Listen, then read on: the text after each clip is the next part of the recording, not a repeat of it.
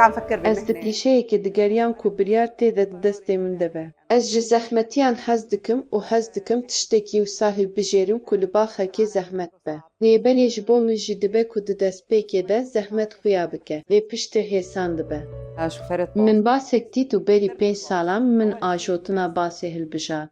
Di destpêkê de xelk ji vê ramanê matmayî man û bi ecêbî lê nihêlîn.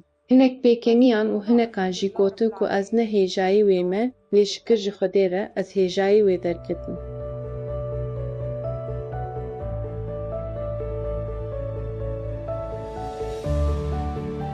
اللغة Ziman astenga herî mezin e ku em jê değişin.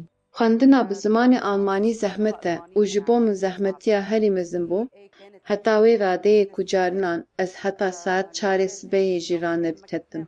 Ji ber ku diviyabû min her peyvek wergeran da, ji ber ku ez ji wan kesan im ku nikarin tiştekî bêyî têgihiştînê ji ber bikim. أنا دائما بقول Ez her dem ji wan re dibêjim têkiliyên di vê kompanyayê de ji bo min wekî malbateke duyem in, çi Alman bin çi Ereb bin.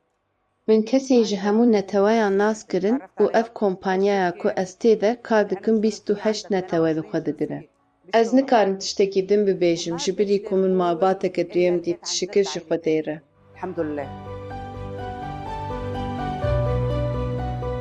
هلا Derbarê rêwiyên ku bi min re siwar dibin, piraniya wan gelek baş in, ew devkenîna ku tu li ser rûyê wan dibînî. Hespê dike ku ew hevalên te ne. Dema ku welatiyekî te te dibîne, tu hest dikî ku ew bi serbilindî li te dinêre, mîna ku ez bi rastî ji malbata wî me. Ez li herêm û bajarê ku ez lê diajom, bi navê xwedana destmala spî hatime naskirin. Eger dem vegere, erê ez dê heman pîşeyê hilbijêrim. Min di vî karî de dît ku ez bi azadiya xwe ya tam şa dibim. Niha ez piştî 10 salan xwe weke ajovaneka otobusê ya bi ezmûn dibînim.